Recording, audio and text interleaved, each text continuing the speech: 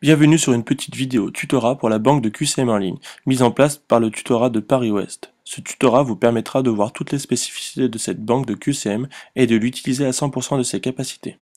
Commençons une première partie pour savoir accéder à la banque de QCM en ligne sur l'espace Péosien. Donc pour commencer par accéder à la banque de QCM en ligne, ouvrez une page internet et rentrez dans Google Espace Péosien. L'espace Péosien est le site mis en place par la Tempo et le tutorat Paris Ouest pour mettre à disposition les différents documents et les différents forums permettant de répondre à vos questions. Donc vous cliquez d'abord sur le premier lien afin d'arriver sur l'espace Péosien. Ici se présente la page. Donc pour accéder à la banque de QCM, vous allez dans la rubrique à gauche, vous allez dans les rubriques tutorat. Et dans cette rubrique tutorat, vous voyez banque de QCM. Cliquez dessus. Vous voilà donc arrivé sur la banque de QCM. Ensuite, pour utiliser la banque de QCM, vous allez voir qu'il y a deux modes d'utilisation. Nous allons commencer par le mode QCM par QCM. L'utilisation de la banque de QCM par QCM consiste à sélectionner les QCM que vous voulez faire vous-même, et non générer une épreuve avec des QCM aléatoires. Donc dans la banque de QCM, nous avons rangé les QCM dans différentes catégories que sont les matières, à savoir ici par exemple pour le premier semestre U1, U2, U3, U4, et donc pour accéder au QCM de la dite matière, vous cliquez sur l'onglet UE2 par exemple, pour accéder au QCM de l'UE2, et vous voyez ici que nous avons créé des sous-catégories correspondant aux différents chapitres de la matière. Donc pour accéder au QCM se rapportant à ce chapitre, par exemple endocytose, exocytose, vous cliquez sur le lien. On arrive donc aux différents QCM. Ici, vous pouvez voir, ce sont les énoncés de chaque question. Bon, les énoncés ici, ce ne sont pas très détaillés, mais c'est là-dessus que vous devrez cliquer pour accéder à votre QCM. Ensuite, à droite, vous voyez un petit IF qui signifie item faux.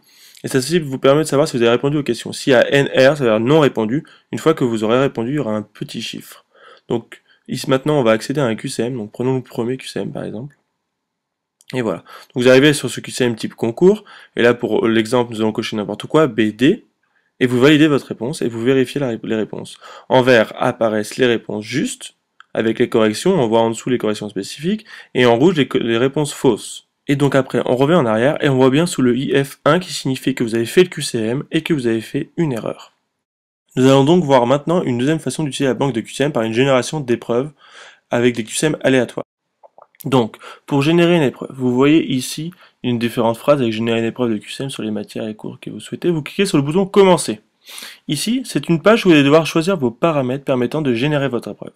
La première étape va être ici en cliquant là, de choisir d'abord les chapitres ou toute une matière. Mais il est fortement conseillé de choisir uniquement des chapitres car par exemple en UE3, certains exercices sont liés, certains QCM sont liés, donc vous ne pourrez pas répondre à certains QCM car vous n'avez pas eu les QCM précédents.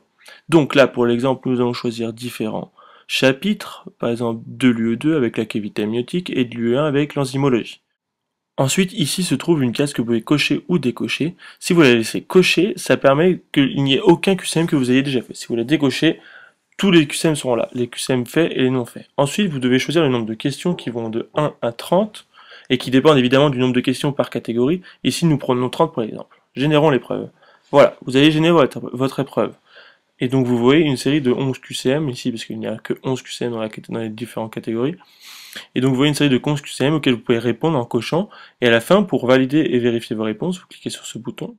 Et voilà, vous avez les différentes corrections spécifiques de chaque item, avec en vert les bonnes réponses, en rouge les mauvaises réponses. Et vous voyez ici les différentes statistiques, avec votre note globale, la moyenne, etc. Et voilà, vous savez donc utiliser la génération d'épreuves avec des QCM aléatoires. Nous vous conseillons ce mode d'utilisation pour la simple et bonne raison que c'est beaucoup plus rapide pour enchaîner les QCM, et du coup c'est bien plus efficace. De plus, grâce à cette banque de QCM, vous pouvez avoir un suivi de votre évolution grâce aux statistiques que l'on vous propose. Donc pour accéder aux différentes statistiques, revenez sur la page initiale et vous voyez ici, en haut à droite, le bouton Mes statistiques. Cliquez dessus. Et donc vous pouvez apercevoir différentes statistiques que je vous laisserai découvrir avec notamment un petit graphique ici. Mais le bouton qui va nous intéresser ici, c'est supprimer toutes mes réponses. En effet, au bout d'un moment, lorsque vous aurez répondu à tous les QCM, les statistiques ne pourront plus varier, donc vous ne pourrez plus suivre votre évolution. Ici, pour supprimer toutes vos réponses, vous cliquez sur ce bouton. Attention, en revanche, c'est une action qui est dite irréversible ici. Donc si vous l'effectuez, vous ne pourrez pas revenir en arrière. Et une fois que vous êtes sûr de votre choix, vous confirmez. Il reste un dernier point à voir, à savoir les commentaires sur les QCM. En effet, chaque année, les professeurs changent un peu leurs cours, donc il se peut que des QCM soient plus d'actualité, ou alors que vous ayez mal compris de certaines notions, du coup vous pouvez en discuter, et je vais vous montrer comment.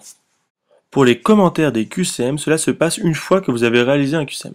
Donc pour exemple, nous allons reprendre le QCM sur lequel nous avons répondu dans onocytose exocytose, le premier QCM. Hop. Une fois que vous avez réalisé votre QCM, comme vous avez pu le voir ici en bas, il y a une case commentaire. Ici, vous pouvez indiquer votre réclamation ou alors votre incompréhension par rapport à un item.